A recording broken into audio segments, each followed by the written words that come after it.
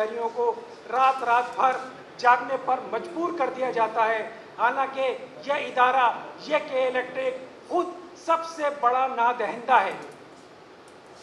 N T D C یعنی national transmission and dispatch company کے 662 ارب روپے کے الیکٹرک کو ادا کرنے ہیں۔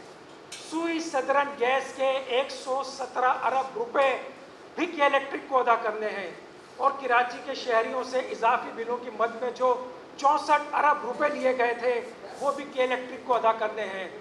تو میرے صحافی بھائیوں، مجموعی طور پر کے الیکٹرک 843 ارب روپے کا نادہندہ ہے جو حکومت پاکستان نے اس سے وصول کرنے ہیں۔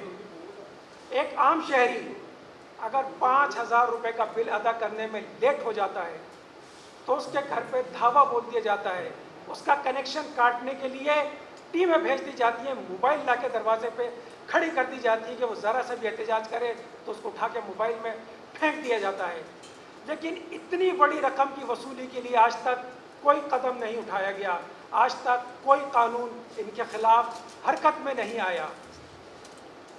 آئی ایم ایف نے جو پاکستان پہ نئی شرائط لاگو کی ہیں ان میں ایک شرط یہ بھی رکھی ہے کہ جولائی 2030 تک حکومت پاکستان کے الیکٹرک سے یہ اربوں روپے کی وصولی لازمی کرے۔ صحافی حضرات، جولائی میں ہی کہ الیکٹرک کا لائسنس ختم ہونے جا رہا ہے، اور اس نے اس میں 20 سال کی توسیع کے لیے نیپرا کو باقاعدہ درخواست بھی دے دی ہے۔